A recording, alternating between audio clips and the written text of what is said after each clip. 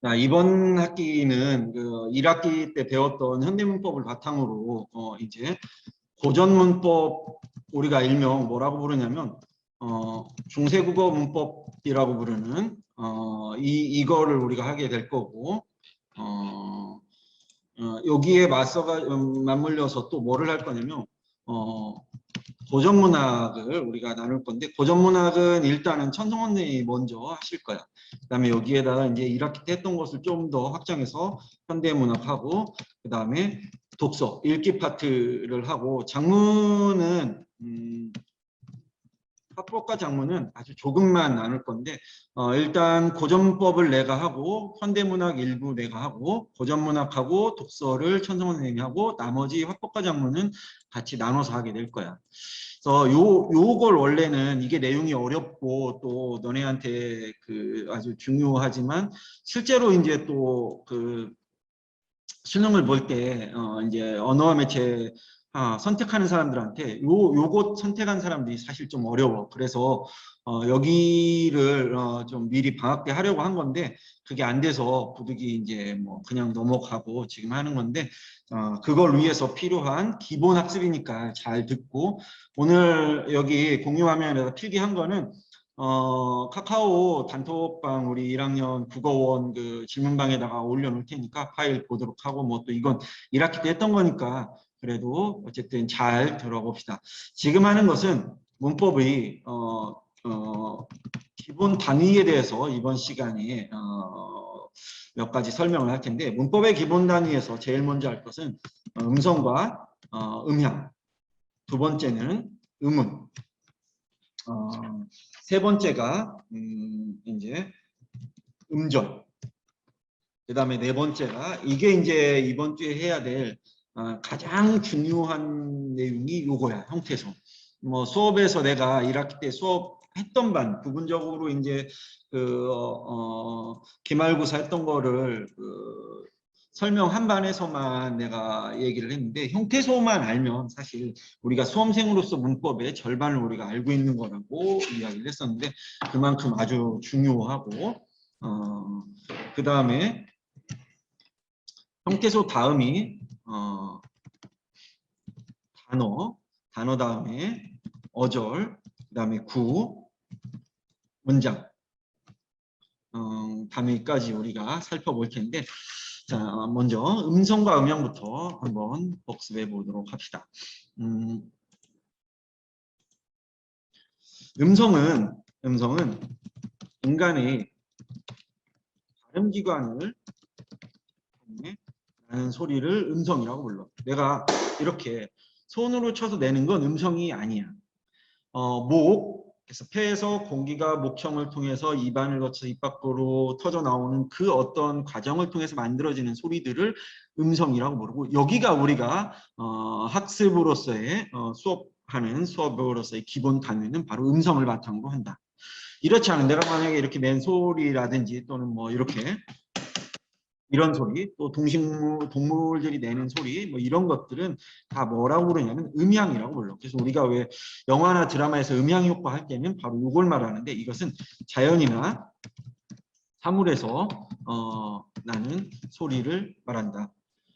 인간이 내긴 하지만 발음기관을 통하지 않는 소리들도 모두 우리가 음향이라고 부른다. 그 다음에 이제 음운은 한자를 너네가 좀 알면 쉬운데 음운은 이거를 사전을 찾으면 뭐라고 나오냐면 이렇게 나와. 말의 뜻을 구별하여 주는 소리의 가장 작은 단위 이렇게 표현이 되어 있는데 요 의미 잘 들어둬야 돼. 말의 뜻을 구별하여 주는 소리의 가장 작은 단위. 이때 정말 중요한 게 이거야. 말이 뜻을 구별하여 주는 뜻을 지닌 그런 뜻이 아니라 뜻을 구별하여 주는 소리의 가장 작은 단위를 우리가 음운이라고 한다. 얘하고 다음에 형태소하고 이렇게 구분을 좀 해야 되는데 형태소는 뜻을 지닌 최소한의 단위고 음운은 말이 뜻을 구별하여 주는 최소한의 단위인데 이거는 음소와 이렇게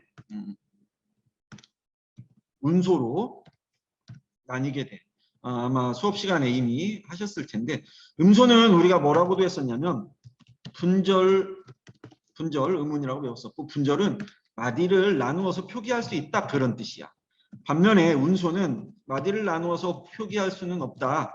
비분절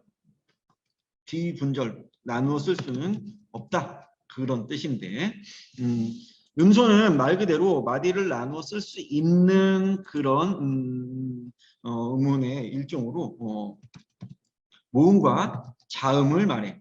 모음은 아는 것처럼 이렇게 쓰고 어머니 모자를 쓰고 자음은 아는 것처럼 아들 자자를 쓰는데 이게 아들이라는 뜻이 아니라 자식 자녀 할 때 이 자자를 써. 근데 왜 자음이라고 불렀냐면 이 자모음표를 한번 돌아가 볼게. 요거 1학기 때 하긴 했어.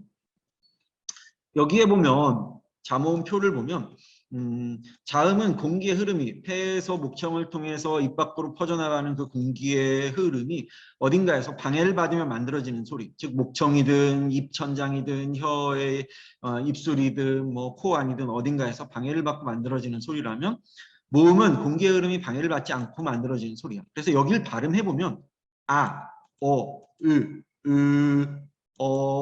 아 이렇게 소리가 나는데 여기는 공기가 그 입천장을 부딪혀서 혀가 휘면서 나는 소리야. 그래서 이렇게 구분하는데 이 모음은 혼자서도 소리를 낼 수가 있어. 반면에 자음은 모음이 반드시 있어야만 소리가 날 수 있지. 왜냐하면 문법의 기본 단위는 당연히 말소리야. 생각해봐. 소리가 먼저 있었고 그 소리를 편리하게 공유하기 위해서 만들어낸 게 문자잖아. 그러니까 음운의 기본 단위는 사실 소리야, 소리. 여기에 있잖아. 소리의 가장 작은 단위다. 모음은 총 단모음, 아까 보여준 것처럼 단모음 10개와 이중모음 11개, 총 21개로 이루어져 있고 자음은 우리가 뭐 다 알고 있는데 여기는 뭘 구분해야 되냐면 자음부터 구분해 보면 쌍자음과 겹자음을 구분해 줘야 돼. 쌍자음은 우리가 음운이야. 쌍자음은 음운이고 겹자음은 음운이 아닌데 쌍자음은 뭘 말하냐면 이런 놈들. 쌍기역, 쌍디귿, 뭐 쌍디읍, 쌍시옷, 쌍지읒 이런 놈들. 얘네들은 발음을 해보면 말이 첫머리에 넣어서 발음을 해보면 까, 따, 싸, 짜 이렇게 발음을 할 수가 있지. 그래서 얘네는 음운이에요.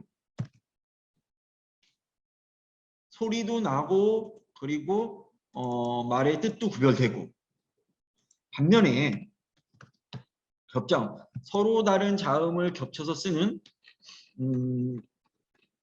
이런 놈들, 넋이 나가다의 기역시옷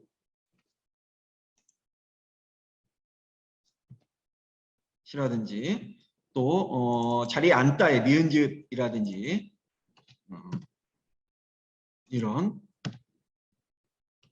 그 다음에 뭐 안 해, 나 그거 안 해 할 때의 니은 히읗이라든지 또 읽다의 리을 기역이라든지 굶다, 밥을 굶다의 리을 미음이라든지 또 넓다, 이건 넓다도 되고 넙죽하다의 비읍도 되지. 이런 놈들. 그 다음에 여기는 잘 쓰지 않으니까 또 일타, 리을 히읗 어떤 걸 잃어버리다 할 때 일타에 그 다음에 뭐 없다, 자리에 없다에 기읍 시옷 이런 놈들은 잘 보면 사실 소리를 낼 수 없지. 말이 첫머리에 넣어보면 발음을 할 수가 없어.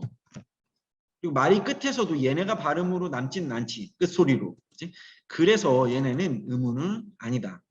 얘네를 중세국어에서는 뭐라고 부르냐면 각자 병서라 부르고 얘네는 합용병서라 불러. 그래서 얘네는 음운으로 독립된 음운으로 보지 않는다. 소리의 작은 단위가 아니지. 서로 다른 소리가 합쳐진 거니까. 얘네는 음운으로 본다. 다만 아까의 그 음음표로 잠깐 돌아가 보면 이 표 1학기 때 하긴 했지만 우리가 왜 중요하냐면 이 표를 다 외울 수는 없었어. 다 외우라는 뜻도 아니었지만 그래도 이해는 해야 된다. 이 표는 자음을 일정 기준을 가지고 나누는 건데 그 기준이 바로 뭐냐면 이 두 개야. 조음위치. 소리를 만들어내는 위치가 소리 나는 위치가 어디냐. 소리를 만드는 방법이 뭐냐에 따라서 이렇게 분류를 하는데 소리 내는 위치에 따라서 양수는 브, 으, 프, 으를 붙여보면 돼. 이 자음 밑에다가 무 하면 입술이 붙었다 떨어지면서 나는 소리지. 그래서 입술에서 소리가 난다. 그래서 양수는 수능, 입술 소리. 드, 뜨, 트, 스, 쓰, 느, 르 얘네는 혀끝이 위 잇몸의 안쪽에 붙었다 떨어지면서 나는 소리다. 그래서 조음 위치가 치조음, 잇몸 소리. 즈, 쯔, 츠는 발음을 해보면 혀가 입천장으로 살짝 휘긴 하는데 혀가 어느 위치에 오냐면 위 잇몸의 바로 위 안쪽 그 돌도돌하고 단단한 부분. 그래서 여기는 단단하다의 경국의 음이고 그, 끄, 크, 앙 할 때 그 받침에 음가가 있는 이응. 아의 첫 소리 이응은 음가가 없었지, 그지? 근데 받침의 이응, 앙의 이응은 음가가 있었지. 그, 끄, 크. 얘네들은 혀가 좀 더 위로 휘고 입 부드러운 입천장 소리지. 그래서 연국의 음. 흐 하면 얘는 혀가 가만히 있고 목청만 울려서 나는 소리야. 그래서 얘네는 조음 위치에 따라 이렇게. 다시 좋은 방법에 따라서 얘네는 목에 목청을 울리지 않고 나는 소리들이야. 요 놈들은. 근데 반면에 무, 느, 르 이런 놈들은 목청과 코 안을 울려서 나는 소리다. 그래서 얘네는 울림 소리. 얘네는 모두 안 울림 소리인데 안 울림 소리는 다시 공기가 찢어지듯이 입술 입 밖으로 터져 나오느냐, 입안에 어딘가를 마찰하면서 나오느냐, 마찰하면서 터져 나오느냐에 따라서 파열음, 파찰음, 마찰음. 다시 파열음 안에서도 예사소리, 된소리, 거센소리인데 이게 왜 중요하냐면 예를 들어 볼게. 나 예를 들어서 순대국밥을 먹었어. 너 점심에 뭐 먹었니? 나 순대국밥 먹었어 할 때 국밥. 국과 밥이 합쳐진 합성어이지만 실제 발음할 때는 국밥이 되지. 원래는 받침에 국, 밥이었었는데 이 비읍이 뒤에 오는 앞에 오는 이 안울림 예사소리 기억에 영향을 받아서 이 뒤에 오는 게 안울림 된소리로 바뀌어 버렸지. 국밥으로. 소리 나는 위치는 그대로지. 근데 뭐가 좀 방법이 지금 뭐해진 거야? 달라진 거지. 좋은 방법이 달라진 거야. 국밥 이렇게. 자, 이런 경우들은 뭐냐면 좋은 방법이 변동이 생긴 변동이지. 그치? 그런데 이런 경우도 있지. 국밥 말고 그래서 요거는 예사소리가 된소리가 됐다 해서 요거는 된소리 되기 이렇게 보는데 이런 경우가 있어. 국물에 밥을 말았다. 국물이야. 그지? 물. 그런데 실제 발음할 때 붙여서 발음하면 국물이 되지. 기억이 뭐로 바뀌어? 이응으로 바뀌어 버리지. 이번에는 잘 보면 조음 위치는 그대로인데 조음 위치는 여전히 연국의 음이야. 근데 뭐가?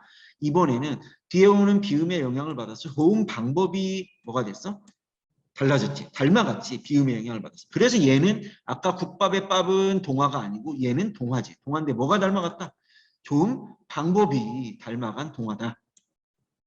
왜 동하냐? 좋은 방법이 닮아갔으니까 그런 뜻이고 반면에 미다지 할 때 자 미닷이야. 닷이 이는 모든 모음은 울림소리 목청을 울려서 나는 울림소리야. 굳이 따지자면 조음 위치는 모두 목청소리야. 그런데 미닷이 이에 여기에 목청의 어딘가에서 이가 소리가 나고 있는데 미닷 이건 너무 멀지. 조음 위치가 치조야. 그래서 얘를 이 디귿을 목청 소리 후음에 가깝도록 한 칸 뒤로 이동시킨 거예요. 뭐가 닮아갔어? 조음 위치가 목청 소리에 닮아서 한 칸 뒤로 이동을 했지. 그러니까 국외음화도 뭐다? 조음 위치가 닮아간 음변동 일종의 동화다. 자, 이런 것들 우리가 기억해둬야 돼. 조음 위치가 닮아간 동화냐? 조음 방법이 닮아간 동화냐? 아니면 조음 방법이 달라진 이화냐? 이렇게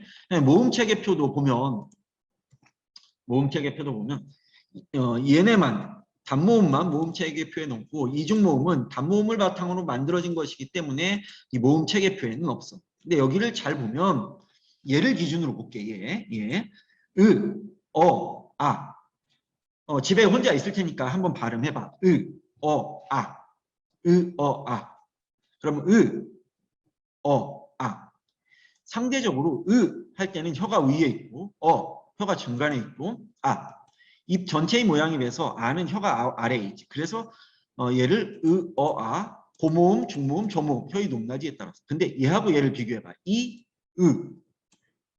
하면 혀가 앞에 오고 양 어금니 안쪽으로 하면서 혀가 맨 앞까지 와. 그래서 전설, 혀의 앞뒤 위치 전설. 혀가 앞에 있다. 앞 전자야. 반면에 하면 혀가 뒤로 가지. 살짝 위로 휘면서 혀가 뒤로 가. 그래서 후설모음. 그 다음에 입이 평평하다. 입술 모양이 평평하다. 입술이 둥글다. 원순모음. 이렇게 모음을 이런 기준으로 혀의 앞뒤 위치, 혀의 입술 모양, 혀의 높낮이에 따라 나뉘는데 자 이걸 가지고 한번 활용을 해볼게요. 우리가 아기라고 발음을 하지만 실제로 우리가 일상생활에서는 아기라는 말보다 애기라는 말을 더 훨씬 많이 쓰지. 근데 얘는 표준 표기 표준 발음으로 인정하지 않아. 아기 대신 애기는. 얘는 그래서 비표준어, 비표준 발음이야. 물론 우리가 일상에서는 이렇게 많이 쓰지만 얘는 비표준어다. 그런데 어쨌든 이거는 이 현상, 일상에서 그렇게 많이 쓰는 이 현상은 잘 보면 후설 저모음인 아가 뒤에 있는 기, 전설 고모음인 이의 영향을 받아서 뭐가 된 거냐면 이 아가 뭐로 바뀌었어? 그치? 똑같은 이와 같은 전설 모음은 됐지만 모음의 위치는 여전히 저모음인 에로 바뀐 거야. 그래서 이건 역시 이걸 뭐라고 부르냐면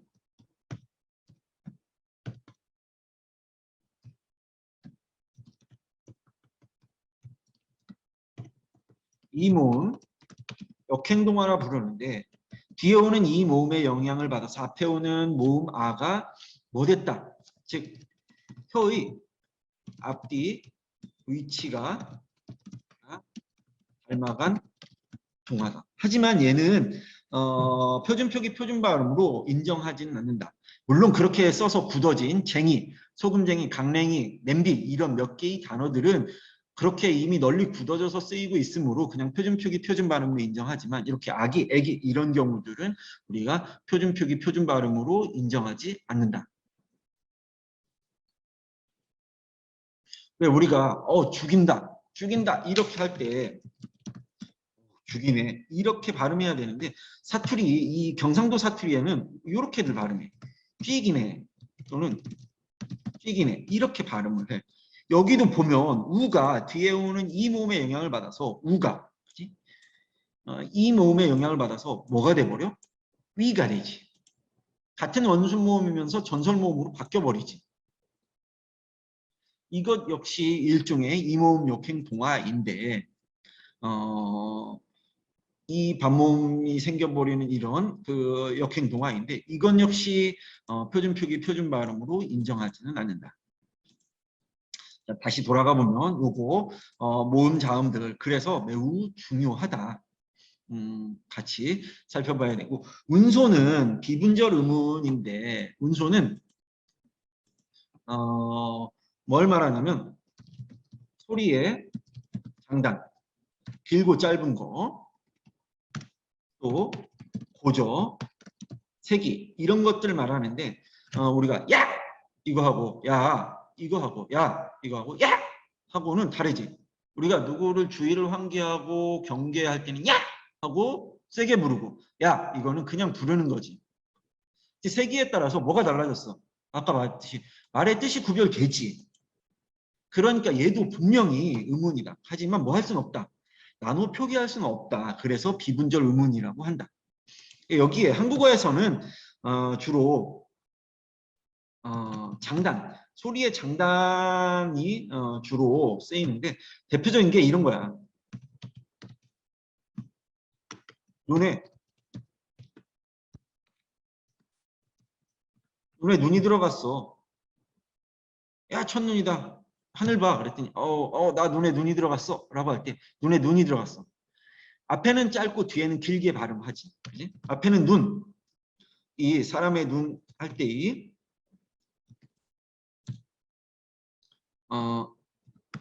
이 사람이나 동물의 눈 할 때 이 눈은 우리가 발음을 어떻게 해버리냐면 그냥 짧게 발음해. 그래서 국어사전 찾으면 발음 기호가 이렇게 되어 있어. 반면에 눈이 내린다. 눈이 내린다 할 때는 눈을 길게 발음하지. 그지? 요놈.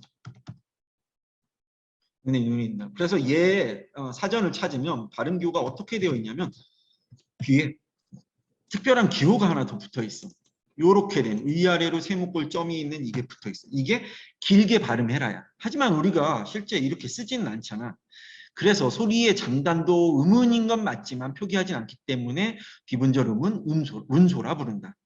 우리가 뭐 그런 거 많지. 뭐 밤, 먹는 밤, 그 다음에 시간의 밤, 밤낮의 밤, 또 타는 배. 이런 경우들도 다 이런 예에 해당이 된다. 그 다음에 억양, 즉 소리의 고저도 일부 여기에 해당이 되겠지. 우리가 예를 들어 보면 밥 먹었어? 이거 하고 밥 먹었어? 밥 먹었어? 밥 먹었어? 이거 하고는 잘 분명히 의미가 달라져. 근데 우리가 선생님 그건 표기가 구분되는데요 라고 말을 할 수는 있지만 실제로 우리가 의문은 말소리를 기본으로 한 거고 소리를 표현하기 위해서 만들어내는 게 문자지 우리가 말할 때 이 물음표나 마침표가 보이는 건 아니잖아. 들리지도 않고. 쓰일 때만 이렇게 쓰는 거지. 실제로는 뭐로 이 뜻을 구별해버리냐면 지금 말한 것처럼 밥 먹었어? 이렇게 끝부분을 억양, 높임으로 해서 또 밥 먹었어? 밥 먹었어. 윗부분을 낮춤으로 해서 우리가 구분을 하지. 그러니까 요놈들 이 소리의 억양도 하나의 뭐다? 음운이라고 할 수가 있다.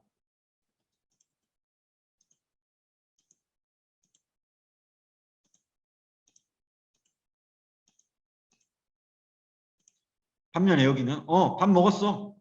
밥 먹었어. 분명히 끝부분을 살짝 낮춤으로 해가지고 의미가 구별이 되지. 그래서 이 소리의 억양, 높낮이도 분명히 뭐가 된다, 음운이 된다 라고 하는 것. 그 다음에 이제 좀 독특한 것이 소리의 고저 중에 뭐가 있었냐면 중국어의 성조, 중세 국어의 성조. 중국어 발음을 듣다 보면 이렇게 네 가지 발음의 양식이 있어. 이거를 중국어에서는 성조, 평치기라고 부르는데 실제로 그래서 중국 사람들 발음을 긴 문장의 발음을 듣다 보면 이렇게 어떤 특별한 무슨 노래를 부르듯이 이렇게 높낮이가 들리는데 글자마다 그런 독특한 높낮이를 가지고 있기 때문에 그래. 어떤 것은 평평한 소리, 어떤 건 높아지는 소리, 높은 소리, 짧게 끊어서 말하는 소리들이 있어. 그래서 중국어로 즉 시를 지을 때는 그 글자마다 가진 그런 음의 높낮이가 있으니까 비슷한 위치에 그걸 배치함으로 해서 만들어낸 거. 그게 바로 원래 운율이야. 그럼 한국어에는 중세국어에서는 그런 걸 만들어서 글자 옆에다가 점을 찍어서 표기했었는데 현대국어에서는 그런 걸 쓰지 않잖아. 그지? 아까 말한 억양 빼고는. 그래서 한국어에서는 운율이 크게 발달하지 않았고 대신 음절, 같은 음절을 반복한다든지 또는 비슷한 음절수를 반복함으로 해서 리듬감을 만들어내는 그런 정도만 발달해 있다. 라고 하는 것, 이런 것들은 좀 우리가 기억해 둬야 하는 그런 내용이야. 음절은 그 다음에 보는 음절은 소리의 덩어리야. 다른 말로 바꾸면 가장 작은 발음 단위야. 즉 소리 낼 수 있는 최소한의 단위라고 생각을 하면 돼. 소리를 낼 수 있는 최소한의 단위. 그러니까 여기에는 모음 하나만으로 이루어진 음절이 있겠지. 이런 음들. 반면에 자음과 모음으로 이루어진 음들이 있겠지. 가, 나 이런 음들. 또 이번에는 모음과 자음으로 이루어진 음들이 있겠지. 응일 때 의의 첫머리 이응은 음가가 없지. 그지? 뒤에 받침에 이음만 음가가 있는 거니까, 그지? 이런 놈들. 또 자음, 모음, 자음으로 이루어진 음절이 있겠지, 그지?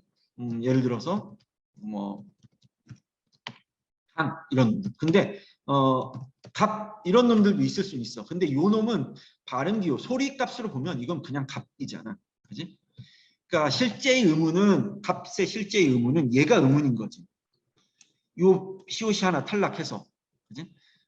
이런 것들 좀 기억해 둬야 하는 그런 내용이고, 그다음에 제일 중요한 게 사실은 형태소야. 이 형태소는 여기만 해결해도 그때 이제 1학기 수업에서 전문적으로 잠깐 소개했는데 얘만 해결해도 우리가 뭐 수험생으로서의 문법에 사실 거의 절반을 해결한 것과 다름이 없다. 얘를 이해해야 나머지 해결할 수 있다고 했었는데 이것은 형태소는 뜻, 즉 뜻을 지닌 가장 작은 말의 단위를 말해. 얘하고 뭘 구분해야 되냐면 얘는 뜻을 구별해주는 놈이고 얘는 뜻을 지니고 있어야 된다는 거야. 그럼 가의 기억은 기억만 떼내면 뜻을 지닐 수 없지. 그러니까 걔는 뭐가 아니다. 걔는 가에서 기억을 떼어내면 그건 의문이 아니다. 가 전체가 아니 의문이 아니라 형태소가 아니다. 가 하는들 전체가 형태소가 되겠지. 그지? 그 다음에 이게 자립성 유무에 따라서 나뉘기도 하고 실질적 의미 유무에 따라서 나뉘기도 하는데 알다시피 홀로 쓸 수 있는 형태소는 우리가 뭐라 부르고 자립 형태소라 부르고 홀로 쓸 수 없는 놈은 의존 형태소라 부르고 실질적 의미를 가지고 있느냐에 따라서 실질적 의미라고 하는 건 구체적이고 개별적인 대상을 가리킬 수 있느냐 그건 실질 형태소라 부르고 그렇지 않은 놈들 구체적이고 개별적인 대상을 가리킬 수는 없는 말들 그런 놈들을 형식 형태소라고 하는데 바로 이게 문제였지. 형식 형태소 대표적인 거 조사, 어미, 접사 얘가 늘 문제야. 정말 중요한 건 요 조사, 어미, 접사 얘네만 해결하면 사실 우리가 웬만큼 뭘 이해했다고 할 수가 있고 또 문법의 규칙들을 빠르게 해결할 수가 있어. 그래서 내일 수업에는 요 조사, 어미, 접사를 위주로 설명을 할 거야. 자, 단어는 분리하여 자립적으로 쓸 수 있는 말 또는 그 말 뒤에 붙어서 문법적 기능을 나타내는 말. 쉽게 말하면 조사야. 즉 조사를 단어라고 보는 거야.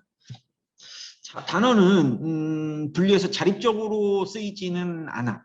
그런데 그 말 뒤에서 문법적 기능을 나타내고 다른 형식 형태소에 비해서 잘 분리된다라는 면에서 이제 얘만 유일하게 단어로 집어넣은 거야. 물론 학자에 따라서 조사를 단어로 보지 않는 학자도 있는데 현재 학교 국어 문법에서는 단어로 인정을 한다. 그러니까 단어는 의미상으로는 9개로 분류를 해.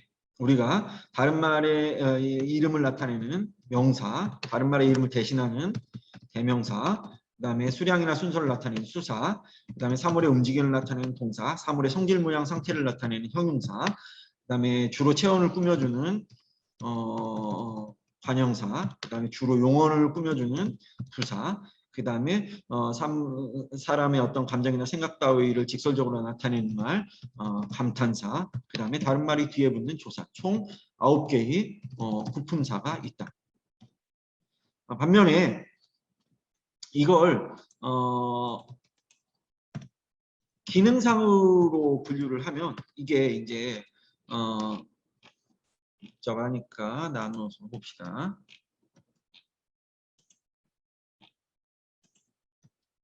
기능상으로 분류하자면 기능상은 이제 다 주로 문장 안에서 몸통의 역할을 한다 그래서 명사, 대명사, 수사를 합쳐서 체언, 동사 형용사를 합쳐서 수식하는 아니, 서술하는 기능을 한다고 해서 용언 주로 그다음에 관형사 부사는 다른 말을 꾸며주는 기능을 주로 한다고 해서 수식언 그다음에 감탄사는 홀로 쓰인다 그래서 독립언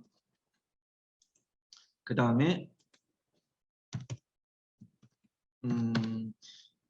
조사는 다른 말과의 관계를 나타낸다 그래서 관계언 이렇게 부르고 다시 얘네를 형태상의 분류를 하자 보면 형태상 얘네는 단어들은 원래 형태가 변하지 않아. 그런데 형태가 문장 안에서 활용할 때 형태가 변하는 놈들이 있지. 바로 요 동사, 형용사 가다, 가고, 가니, 가서, 가라 이렇게 형태가 바뀌는 놈들. 그 다음에 아주 독특하게도 서술격, 조사, 이다. 얘네는 형태가 바뀌었지. 그래서 얘네는 가변어로 본다. 나머지 모두 불변어다. 어절은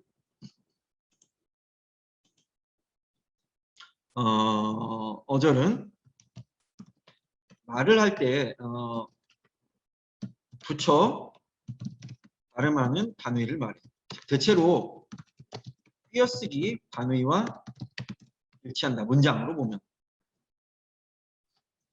그러니까 한국어에서는 뭐 어절이 곧 문장 안에서 띄어쓰기 단위라고 생각을 하면 되고 구는 둘 이상의 어절이 결합하여 이루어진 단위를 구라고 부르고 이 구와 문장의 차이는 애매한데 문장은 그게 이제 하나의 완결된 생각, 뭐 사상이나 감정 등을 담고 있는 단어는 우리가 문장이라고 부르는데 이게 우리가 표기할 때는 대체로 문장부로 밑에 뒤에 느낌표, 마침표, 물음표로 끝나게 되는데 예를 들어서 너 밥 먹었니? 예 했을 때 예는 하나의 문장이 되지. 하나의 완결된 생각을 담고 있고 이제 그 마침표로 끝맺어 줬기 때문에. 근데 이제 구로 끝나는 경우도 있어. 이것은 정말 예쁜 이런 경우. 답이 없음 이렇게 했을 때 없음 하고 마침표를 찍어버리면 이것은 하나의 문장 단위라고 생략된 문장 단위라고 볼 수가 있는 거지. 그래서 뭐 이런 것들은 잘 알고 있고 여기에 이제 우리가 눈여겨봐야 될 게 문장하면 바로 뭐냐면 문장에서 하는 기능.